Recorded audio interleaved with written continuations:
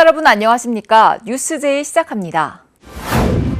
광주 지역 아파트 매매 거래량이 급격히 줄면서 부동산 관련 산업에 어려움이 커지고 있습니다. 한빛 원전 4호기가 11월부터 재가동될 전망입니다. 음식 산업 박람회가 음식 산업의 현재와 미래를 담다를 주제로 대구에서 열렸습니다. 포항 스틸 아트 페스티벌이 개최했습니다. 노동자들의 임금을 체불한 목포 시내버스 회사가 퇴직금 적립도 하지 않는 것으로 나타났습니다. 광주 지역 아파트 매매 거래량이 급격히 줄어들면서 부동산 중개업과 인테리어, 가구 등 부동산 관련 산업의 어려움이 커지고 있습니다. 내년 경제 상황은 더욱 좋지 않을 것이란 우려가 확산되면서 관련 업체 종사자들의 속이 타들어가고 있습니다. 지난달 광주에서 매매가 성사된 아파트는 645건. 지난 4월 거래량 1,882건의 3분의 1 수준에 불과합니다. 이번 달에는 더욱 심각합니다. 벌써 10월에 3분의 2가 지났는데 매매 거래량은 250여 건에 그치고 있습니다. 부동산 거래 절벽 현상이 심해지면서 관련 사업도 힘들어지고 있습니다. 중개사들은 최악의 상황이라며 어려움을 호소하고 있습니다. 저희가 지금 작년부터 거래가 안 된다고 이렇게 말씀을 드렸는데 실은 아예 끊긴 지가 올해 들어오면서고요. 정말 실감나게 아예 거래가 없어요.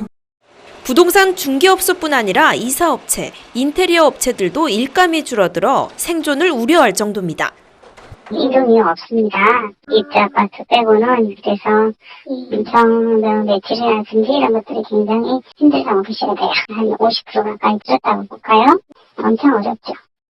이사가 줄어드니 가구와 가전 판매 실적도 신통치 않습니다. 지난달 광주의 한 백화점의 가구 판매율은 1년 전과 비교해 8%, TV 등 대형 가전은 10% 이상 줄었습니다. 지금도 어려운데 내년 봄쯤에는 경제 상황이 더 안 좋아질 것이란 전망에 부동산 관련 업체들의 속이 타들어가고 있습니다. 5년 넘게 가동이 중단됐던 한빛 원전 4호기가 다음 달부터 재가동될 것으로 보입니다. 정부의 에너지 정책이 친원전으로 돌아선 데다 전기 생산 비용이 가파르게 오르면서 원전 활용이 시급해졌기 때문인데요. 폐기물 처리 방안 등 풀어야 할 숙제는 여전히 남아있는 상태입니다. 한국수력원자력이 한빛원전 4호기를 다음 달 초부터 재가동하는 방안을 추진 중입니다. 지난 2017년 5월 계획 예방 정비 당시 경락 건물에서 공극이 발견돼 가동이 중단된 지 5년 5개월여 만입니다.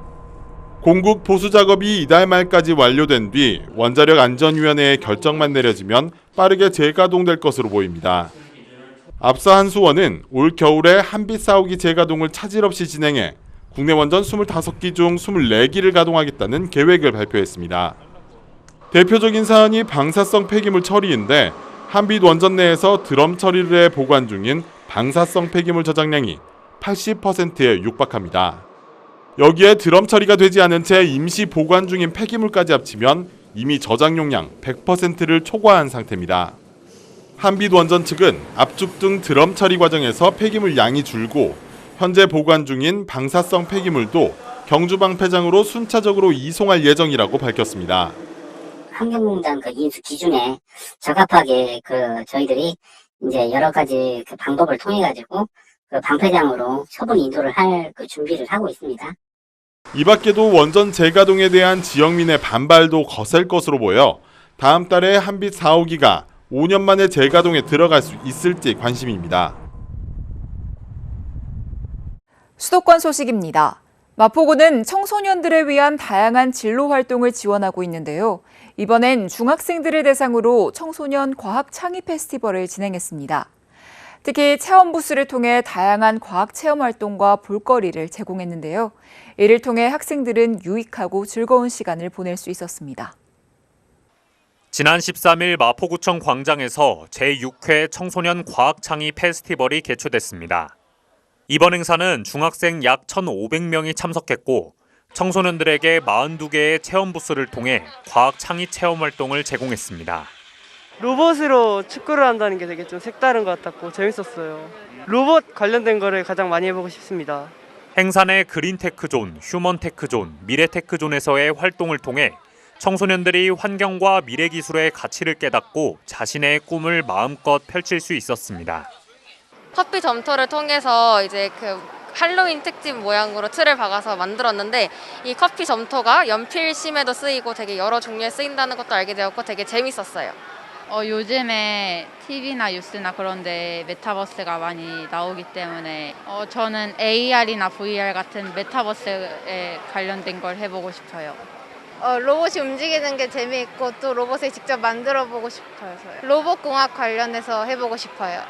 사실 오늘 시간이 별로 안 돼서 4개 정도밖에 못할 것 같은데 다음에 오면 좀 더 다양한 체험들을 해보고 싶습니다.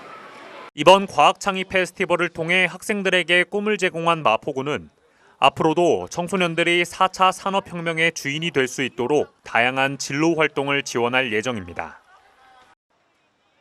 마포구가 마포나루 새우젓 축제에 앞서 광천 토굴 새우젓을 미리 구매할 수 있는 라이브 커머스를 진행했는데요.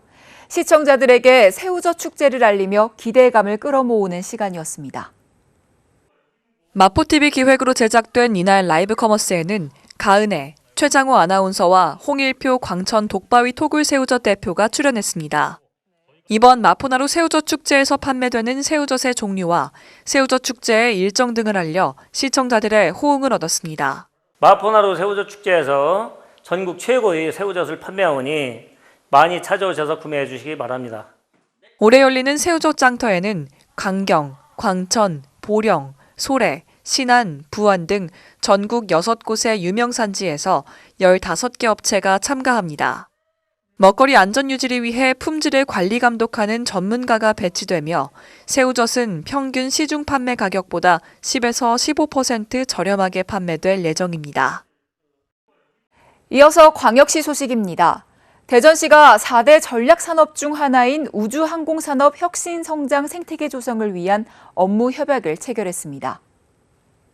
대전시와 한국항공우주연구원, 한국생산기술연구원, 한밭대학교가 우주핵심부품 개발과 3D 프린팅 기술 경쟁력 강화를 위한 업무 협약을 체결했습니다. 이번 협약은 우주산업 생태계 조성과 우주핵심부품, 첨단 제조 연구개발 플랫폼 구축, 위성 발사체의 핵심 부품 개발 협력과 첨단 디지털 제조 협력, 연구 개발, 시험 평가, 인증, 실증 지원, 인력 양성 협력 등을 공동 추진한다는 내용을 담았습니다. 이에 대전시는 대전 테크노파크 3D 프린팅 제조 혁신 센서가 보유하고 있는 대면적 금속 3D 프린터를 활용해 항공우주연구원의 우주 핵심 부품 설계와 시험 평가 등을 지원할 계획입니다. 또한 우리나라 3D 프린터 관련 최고 연구기관인 생산기술연구원은 공정기술 개발 등을 지원하고 한밭대학교는 3D 프린팅 제조 인력 양성에 나설 예정입니다. 공직사회의 청렴은 아무리 강조해도 지나치지 않습니다. 청렴은 시민들로부터 신뢰받을 수 있는 중요한 덕목인데요. 대전시가 여러 직원들이 참석한 가운데 청렴의 중요성을 다시 한번 돌아봤습니다. 대전시는 지난 10월 21일 시청 대강당에서 시 간부와 직원 등 공직자를 대상으로 청렴 라이브 교육을 실시했습니다. 청렴 라이브 교육은 청렴을 더 친근하게 이해하고 실천할 수 있도록 국민권익위원회 청렴연수원에서 운영하는 문화공연형 청렴교육 프로그램으로 올해 대전시가 사업에 선정되어 추진하고 있는 교육입니다. 교육은 청렴이라는 다소 무거운 주제를 친근하게 접근함으로써 청렴의 중요성을 쉽게 인식할 수 있도록 다양한 문화공연 형식으로 진행됐습니다. 이날 이장우 대전시장은 공직자 부패는 정책을 왜곡시키고 행정에 대한 시민의 신뢰를 떨어뜨려 결국 시정의 추진 동력을 크게 저하시킨다고 말하며 시민들로부터 정책에 대한 신뢰를 확보해야 한다고 강조했습니다. 한편 대전시는 공직사회의 청렴도를 높이기 위해 온오프라인 청렴교육을 지속적으로 추진하고 있으며 청렴도 향상을 위해 다양한 시책을 추진하고 있습니다. 음식산업박람회가 음식산업의 현재와 미래를 담다를 주제로 대구에서 개막했습니다. 올해로 20주년을 맞은 음식산업박람회가 음식산업의 현재와 미래를 담다를 주제로 20일부터 나흘간의 일정으로 개막했습니다. 올해는 170개사 240부스로 지난해보다 규모가 크게 확대된 가운데 주재관인 푸드테크관에서는 로보테크, VD컴퍼니, KT, 동원테크가 참가해 서빙 로봇 등 최신 로봇 기술을 선보였습니다. 특히 대구시가 지원한 외식업소 밀키트 컨설팅 지원 사업에 참여한 벙글벙글 찜갈비 등 외식업소 100개소의 밀키트 상품에 대해 시식 할인 판매 등 판촉 행사도 마련됐습니다. 이 밖에 유명 오너 셰프이자 한식 대가들의 연구 모임인 대구 한식연구회가 참가하는 대구 한식관, 먹거리 골목관, 고속도로 휴게소 특별관 등이 구성돼 다채로운 메뉴들을 선보였습니다. 강원도 소식입니다. 평창군이 공직 내부 소통과 소양을 위한 직원 특강을 진행했습니다. 이번 특강은 코로나19로 인한 대면 소통 부재 및 공직자 세대 교체에 따른 조직 문화 변화에 대해 함께 고민하고 공감하는 소통의 장을 마련하기 위해 열렸습니다. 공무원 직장 동아리 밴드인 무공해 밴드의 공연을 시작으로 김경수 교수의 슬기로운 공직생활 및 직장 예절에 대한 강의로 진행됐습니다. 군은 이번 특강이 MZ세대 조직 적응과 역량 강화를 위한 교육인 만큼 MZ세대 만능 강좌를 진행해 조직 내 소통 창구의 순기능을 할 것으로 기대하고 있습니다. 또한 적극적인 소통을 통해 공무원 세대 간 차이와 의견차를 좁히고 일방적, 수직적 위계에 의한 대화 방식보다는 보다 자유롭고 의견 개진이 가능한 공직사회 환경을 조성할 수 있도록 노력할 예정입니다. 계속해서 충청도 소식입니다. 김영환 충북도지사가 진천군과 청주시, 괴산군을 방문해 민선 8기 도정 운영 방향을 설명하고 군민들의 건의사항 등을 청취하는 시간을 가졌습니다. 도정보고회에서는 충북을 새롭게 하는 발상의 전환과 과학기술, 문화예술, 생태환경이 어우러지는 트리플 악셀, 레이크파크 르네상스, 농업이 미래다 순으로 도정 운영 방향을 설명했습니다. 진천군 일정에서 김 지사는 백곡호 일원을 방문해 숯 생산 과정에서 발생하는 폐열과 부산물의 활용 방안에 대한 설명을 청취했습니다. 또한 도민과의 대화에서는 구암저수지 둘레길 조성과 제63회 충북도민 체육대회 개최 등 주요 건의사업을 청취했습니다. 청주시 일정에서는 서원 청소년 문화의 집 건립과 2023 청주공예 비엔날레, 옥산지구 소규모 배수 개선 등 주요 건의사업을 청취했습니다. 이어 청주 미호강 부근을 방문해 지역 맞춤형 통합하천 사업의 필요성을 청취했습니다. 괴산군 일정에서는 충북형 지역혁신도시 조성과 공공형 계절근로자 외국인 숙소 신축 등 주요 건의사업을 청취했습니다. 또한 괴산 괴강 현장을 방문해 생태적 테마와 체험을 주제로 한 산림정원 조성의 필요성을 청취했습니다. 경상도 소식입니다. 포항 스틸아트 페스티벌이 개최했습니다.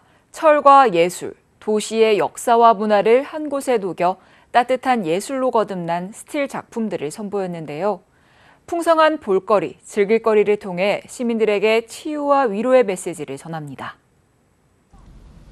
지난 15일 포항의 대표 문화예술축제이자 전국 유일의 스틸아트 전문 예술제 포항 스틸아트 페스티벌이 개막했습니다. 축제는 송도해수욕장 일원에서 열리며 동행, 공존하는 다양성이라는 주제로 지난 10년을 기반으로 향후 다양한 구성원들과 함께 만들어가는 축제를 표방합니다. 장애인과 비장애인, 남녀노소 누구에게나 다변화된 예술 경험을 제공하고 작가, 기업, 시민들의 다양한 작품을 선보입니다. 유명 조각가의 스틸 작품 20여 점과 포항 기업들의 스틸 작품 14점, 시민과 작가가 함께한 시민 참여 작품도 볼 수 있습니다. 또 시민 도슨트 투어, 아트 투어, 앱 투어, 택시 투어 등 관람의 재미를 더하는 다양한 투어형 프로그램들도 진행됩니다. 아울러 여러 버스킹 공연과 함께 아티스트 워커 토크를 통해 작가의 의도와 작품의 특성에 대한 이해의 폭을 넓히며 스틸아트에 대한 궁금증을 해소할 수 있습니다. 계속해서 광주 전남 소식 전해드립니다. 광주 전남 유일의 푸털 콘텐츠 제휴사인 KBC 광주방송의 네이버 구독자가 40만 명을 넘어섰습니다. KBC는 앞으로도 다양한 플랫폼을 통해 보다 다양한 소비자들의 콘텐츠 수요를 충족시킬 계획입니다. KBC의 네이버 구독자가 40만 명을 돌파한 건 서비스 시작 9달 만입니다. KBC는 지난달 기준 네이버 일평균 조회수가 15만 6천 건을 기록하는 등 콘텐츠 수요자들과의 접점을 늘려가고 있습니다. 다음 역시 일평균 37만, 이슈에 따라 100만 건에 육박하는 등 영향력이 갈수록 커지고 있습니다. 그 지역 뉴스가 네이버에서나 바로바로 나오니까 좀 더 편리하고 바로바로 들어가서 볼 수 있어서 더 좋고 편리한 것 같아요. 그 중심에는 다양하고 생동감 있는 콘텐츠가 있습니다. KBC는 정치부터 문화, 스포츠에 이르기까지 하루 50개 안팎의 콘텐츠를 포털에 공급하고 있습니다. 또 유튜브와 포털 쇼폼을 통해 고품질의 시사 콘텐츠는 물론 프로야구 인물사전과 핑거 이슈 등 올드미디어로 다루기에 한계가 있던 콘텐츠들을 다양하게 선보이고 있습니다. 지역 소식과 정보들을 딱딱한 글이 아닌 재밌는 사진과 영상 콘텐츠로 전달하는 게 보람있고 포털을 통해 지역의 기사들을 전국적으로 알릴 수 있다는 점에 뿌듯함을 가지고 일하고 있습니다. 특히 올 초 정치 1번지 서울 여의도에 문을 연 KBC 서울광역방송센터를 통해 전국 이슈를 지역화, 지역의 관심사를 전국화하는 역할을 해내고 있다는 평가입니다. 종합 콘텐츠 미디어 그룹을 지향하는 KBC는 다양한 플랫폼을 통해 언제 어디서나 KBC의 콘텐츠를 쉽고 빠르게 접할 수 있도록 노력할 계획입니다. 본사를 비수도권 지역으로 이전하는 기업의 행정적 지원과 더불어 법인세 감면 등 세제 혜택을 주자는 법 개정안이 발의됐습니다. 기업 본사를 지역으로 옮겨 국가 균형 발전을 유도하자는 새로운 패러다임인데 개정안이 최종 국회 문턱을 통과할 수 있을지 관심입니다. 전북 익산에 본사를 두고 있는 재계서열 27위 기업 하림입니다. 자산 규모는 15조 원으로 수십 개의 협력업체까지 익산에 있어 일자리 창출은 물론 지역 경제 활성화에도 기여하고 있습니다. 재계서열 30위 내 대기업 중 비수도권에 본사를 두고 있는 기업은 하림과 포스코, 현대중공업, 카카오 등으로 손에 꼽을 정도로 적습니다. 전북 지역 사업장에만 2,700여 개의 직접 일자리를 창출하고 있고 여기에 더해서 협력업체, 계약 사육 농가 등에서 한 1,200개 간접 일자리가 있습니다. 하림처럼 본사를 지역에 두거나 옮겨 국가 균형 발전을 유도하자는 법 개정안이 발의됐습니다. 국가 균형 발전 특별법, 조세 특례 제한법, 지방세 특례 제한법 등 3개 법을 개정해 지역 본사지 기업에 행정적, 재정적 지원을 주자는 취지입니다. 수도권의 지역에 제2본사인 지사를 설치하는 기업에도 세제 혜택을 주자는 내용까지 개정안에 담겼습니다. 제조업 강국인 독일은 대기업들의 본사가 지역 곳곳에 자리 잡고 국가 경쟁력과 지역의 활력을 견인하고 있습니다. BMW와 아우디, 벤츠 모두 지역의 본사가 위치하고 있습니다. 다만 여야가 첨예한 정쟁 대결을 펼치고 있는 상황이라 국가 균형 발전의 새로운 패러다임이 될 지역 본사제 3법이 정치권과 여론의 관심을 이끌어낼 수 있을지 의문입니다. 목포 시내버스 파업이 이어지고 있습니다. 수년째 이어진 적자에도 자구책 없이 노동자들의 임금을 체불하고 지원금 타령만 하는 버스회사에 대한 시민들의 질타가 쏟아지고 있습니다. 불편을 감수하더라도 버스회사의 경영 책임을 반드시 물어야 한다는 목포 시민들의 목소리가 커지고 있습니다. 시내버스 파업을 겪고 있는 목포의 한 버스 정류장. 시민들은 예전 같으면 배차 시간에 맞춰 정류장에 나오면 됐지만 지금은 언제 올지 모르는 대체 버스를 무작정 기다려야 합니다.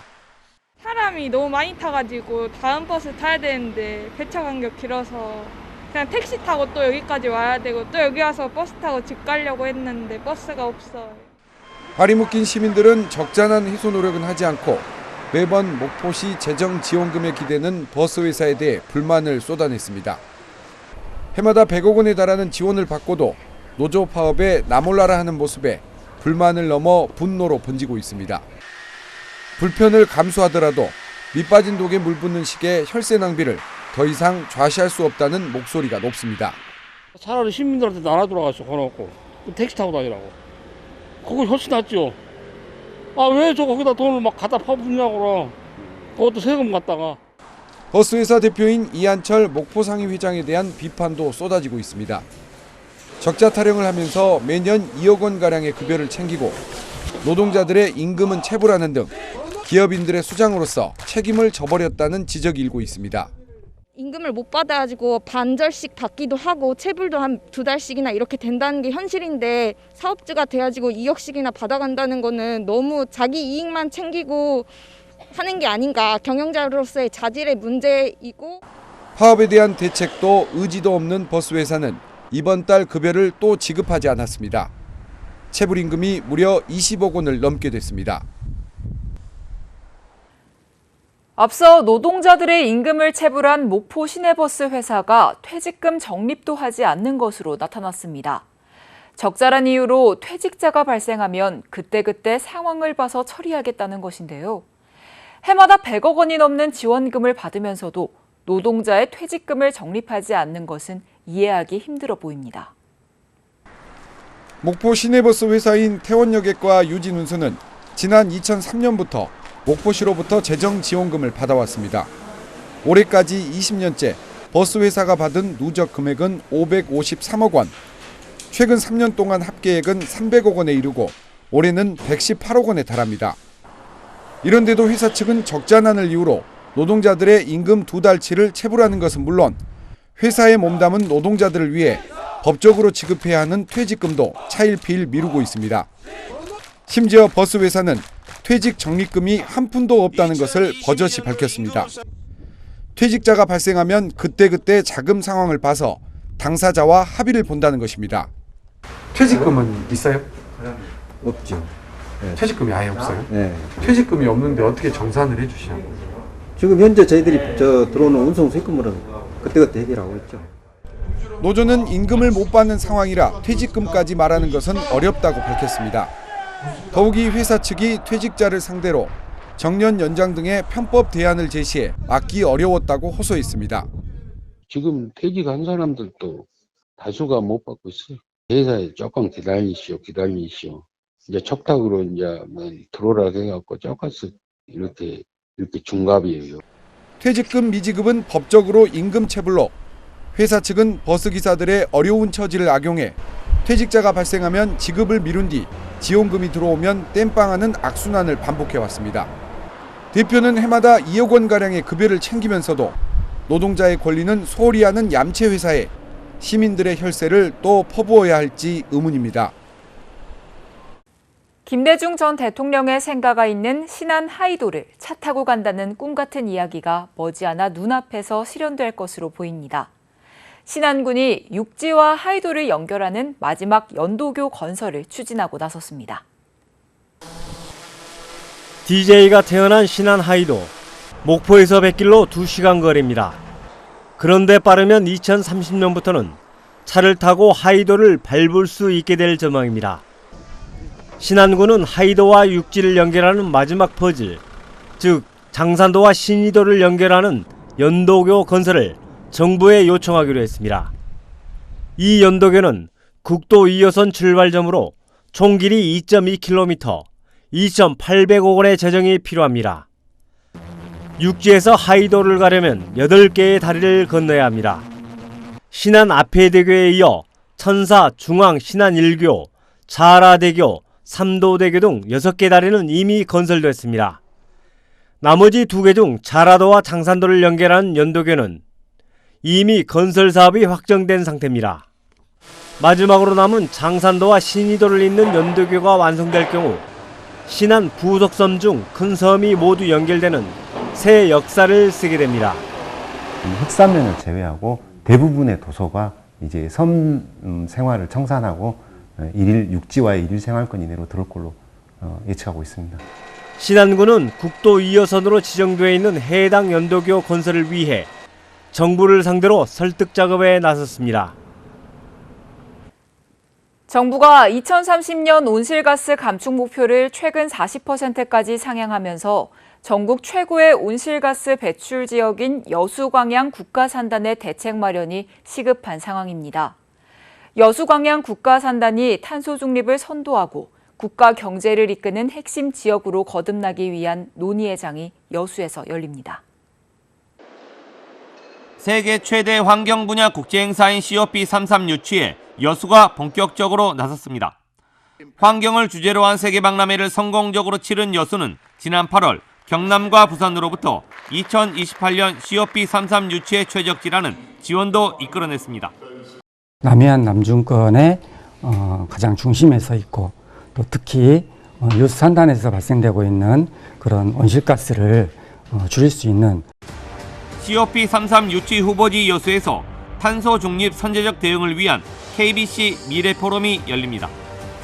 정부와 산학연이 머리를 맞대 2050 탄소 중립 목표 달성을 위한 대응 전략을 수립하고 정책화를 유도합니다. 영국의 기후지속 가능 경영 전문가인 니콜라 위어가 기조연설을 맡아 탄소 제로 경제 가속화에 대해 설명합니다. 특히 전남 경제의 80%를 차지하는 여수 광양 국가산단 재창조를 위한 공동 선언문을 채택합니다.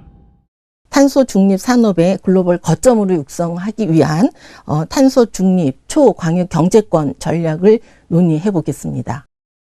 기후변화에 대응하고 산업 경쟁력을 높이기 위한 이번 포럼은 오는 28일 오후 2시 여수 디오션 호텔에서 정서진 KBC 회장과 김진표 국회의장 등 100여 명이 참석한 가운데 2시간 동안 열립니다. 정기명 여수시장이 취임 100일 기자회견을 열고 민선 8기 주요 공약사항과 시정 운영 방향을 밝혔습니다. 정 시장은 남해안 거점 도시 미양여수 실현을 위한 5가지 시정 운영 방안을 제시했습니다. 아울러 2026 여수 세계선 박람회 성공 개최와 여순사건 평화공원 유치, 여수시립박물관 건립, 제33차 UN 기후변화협약 당사국 총회 유치 등 소통과 화합, 행복의 여수를 위한 여수시의 새로운 미래를 추진해 나가겠다고 밝혔습니다. 최근 사회적 거리두기가 완화되고 실외 마스크 착용이 해제되면서 코로나19뿐 아니라 독감의 유행도 재점화될 가능성이 커지고 있습니다. 지난 9월 16일에는 3년 만에 인플루엔자 유행주의보를 발령하기도 했는데요. 인플루엔자는 갑작스러운 고열과 전신 근육통, 쇠약감 등 전신 증상이 심하게 나타나는 것이 특징이며 독감은 예방 백신이 있지만 감기는 예방 접종이 불가능합니다. 개인 위생 수칙을 준수하고 면역력이 떨어지지 않도록 체력 관리에 더욱 신경 써주시기 바랍니다. 이상 뉴스 마칩니다. 시청해주신 여러분 고맙습니다.